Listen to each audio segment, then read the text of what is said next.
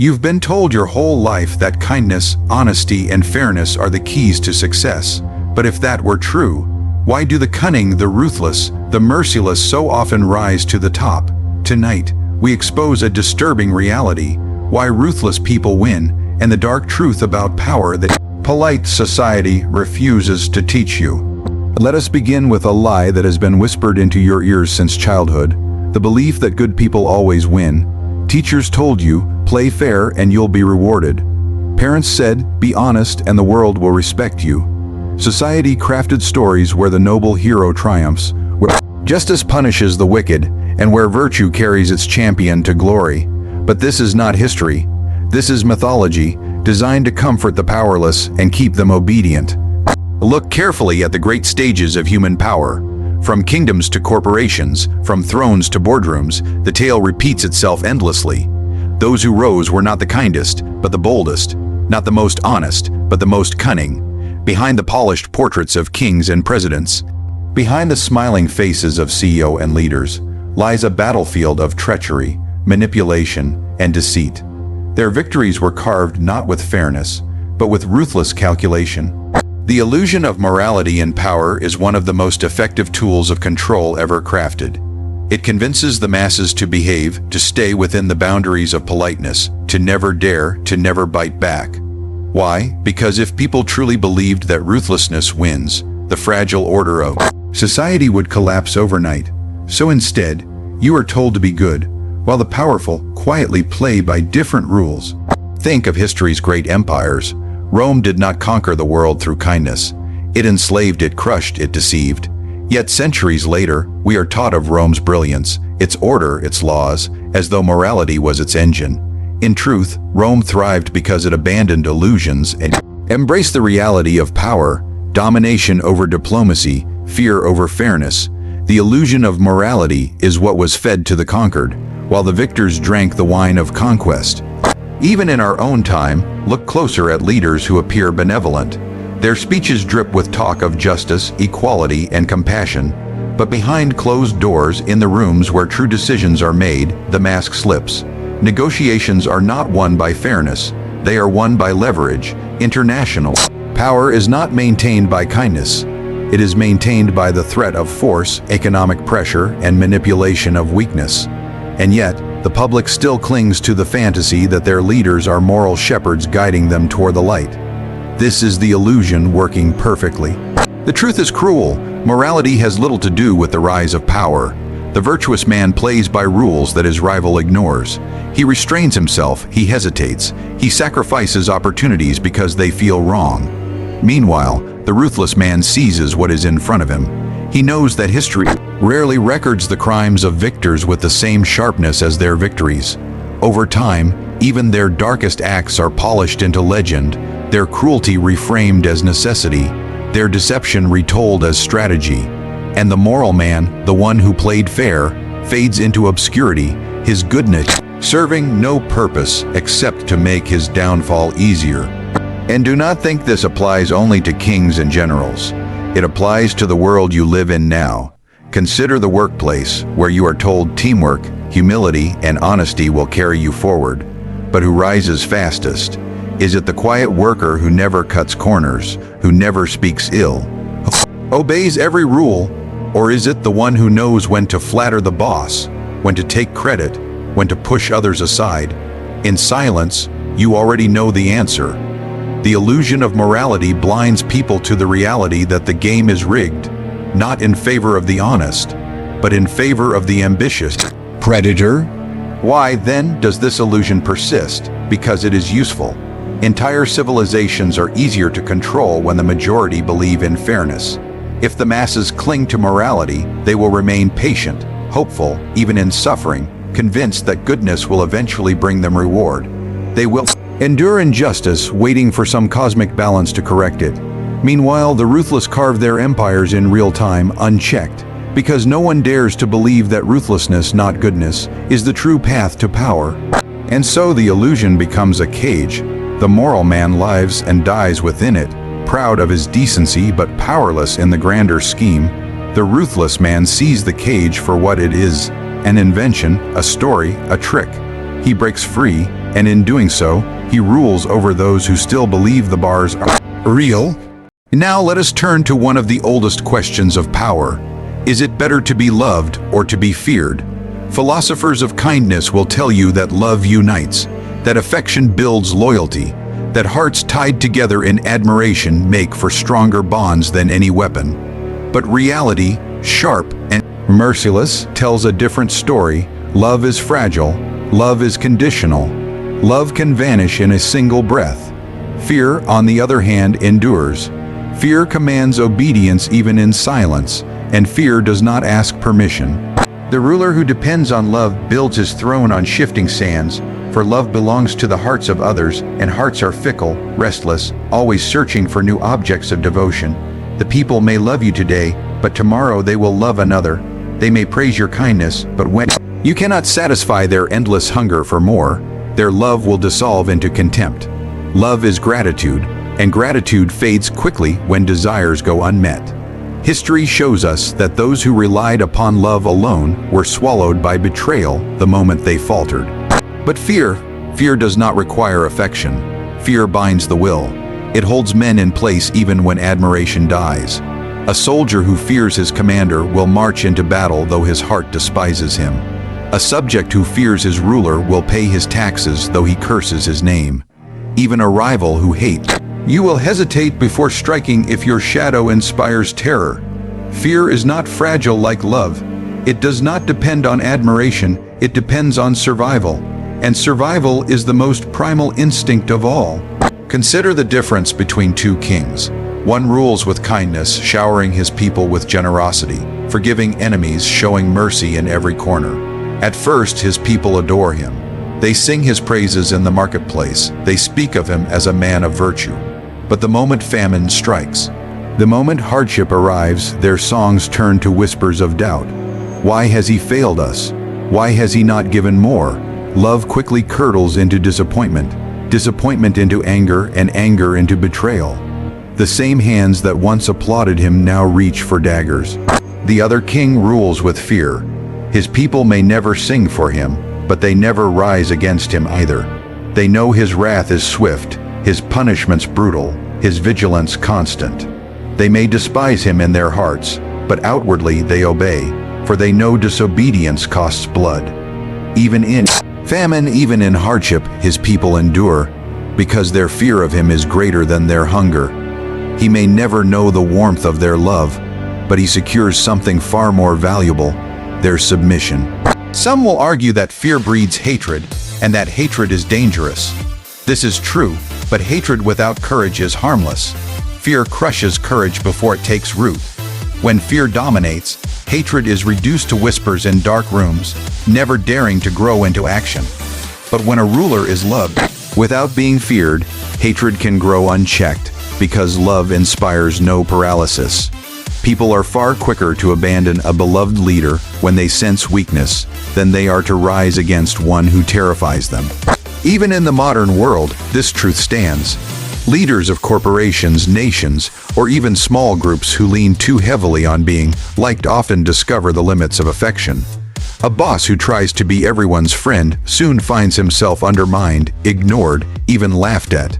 The employees love his leniency, but love does not stop them from exploiting his weakness. But a boss who is respected with a tinge of fear, who enforces boundaries, who punishes failure, who rewards loyalty but never tolerates disrespect. Such a leader is never mocked. They may be disliked, but they are obeyed. It is not that love has no value. A ruler, a leader, a master of power should welcome love when it comes. Love is pleasant, it makes obedience sweeter, it makes loyalty appear willing. But love must always be secondary. For when love fails, fear remains. When fear fails, nothing remains. Fear secures loyalty when affection dissolves, but affection cannot secure loyalty when fear is absent. The ruthless understand this, which is why they cultivate both but never depend on both. They would rather be feared without love than loved without fear. And so the illusion persists in society, the sweet lie that kindness alone will earn respect and loyalty. Parents teach it, schools repeat it, stories glorify it because it sounds beautiful, but beauty is not truth. The truth is darker. Men follow love when it costs them nothing, but they obey fear even when it costs them everything. The leader who fails to grasp this distinction builds his house on air, while the ruthless one, armed with fear, builds his fortress on stone. There is another secret of the ruthless, a weapon sharper than steel, a force greater than wealth, opportunism. For the path to power is not always paved by careful plans or grand visions, but by the ability to see a chance and strike before others even realize it exists. The world is full of men who wait for the perfect moment, who hesitate out of fear, who drown in their own conscience. But the ruthless man, he does not wait, he acts, and in that decisive act, he seizes what the hesitant have lost forever. Life is not fair, nor is it predictable. Power is born in moments of chaos, in the cracks of fortune where the old order falters. To the moral man, these moments appear dangerous, uncertain, even dishonorable. He tells himself it is wiser to wait, to consider, to act only when all is clear. But by the time clarity arrives, the ruthless has already moved, already claimed the spoils, already rewritten the rules. Opportunity is a wild beast. It does not linger for the hesitant. It bows only to those bold enough to grab it by the throat. History itself is nothing more than the story of those who seized opportunity while others froze. Consider the generals who rose not because they were the most skilled, but because they stepped forward when their rivals shrank back. Consider the merchants who built empires not because they were the most honest, but because they exploited every gap, every loophole, every weakness in their competitors. The ruthless thrive because they understand that hesitation is death. They know the world does not reward the cautious. It rewards the bold who act before permission is given. Think of the opportunist in times of crisis. A famine devastates the land, and the moral man gives away what he can, hoping generosity will sustain him. But the ruthless sees the famine as a tool. He hoards his grain, then sells it at 10 times its worth. The people curse his greed, yet they still pay, for survival leaves them no choice. And while the moral man starves with honor, the ruthless becomes indispensable, his wealth multiplied, his influence secured. Morality loses its meaning when hunger tightens its grip. Opportunity, when wielded without hesitation, becomes power. Even in moments of betrayal, the ruthless rise. A friend falls, a rival stumbles, an ally weakens. The moral man hesitates. He thinks of loyalty, of compassion, of fairness. He waits for the fallen to recover, for the weak to regain strength. But the ruthless never waits. He takes the friend's place, he absorbs the rival's position. He consumes the ally's influence. To him, sentiment is a luxury, loyalty a leash, compassion a delay. And so, while others cling to illusions of virtue, he grows stronger with every misstep around him. It is not that the ruthless create opportunity. It is that they are prepared when opportunity presents itself. Fortune favors them not because fortune is kind, but because fortune loves decisiveness. Imagine 2 men standing before an open door. One waits, calculating, asking himself whether it is right, whether it is safe, whether he deserves to walk through. The other walks in without a second thought. By the time the first decides, the door has closed. This is the tragedy of hesitation. Opportunity never returns once ignored, and those who hesitate are condemned to watch others claim what might have been theirs.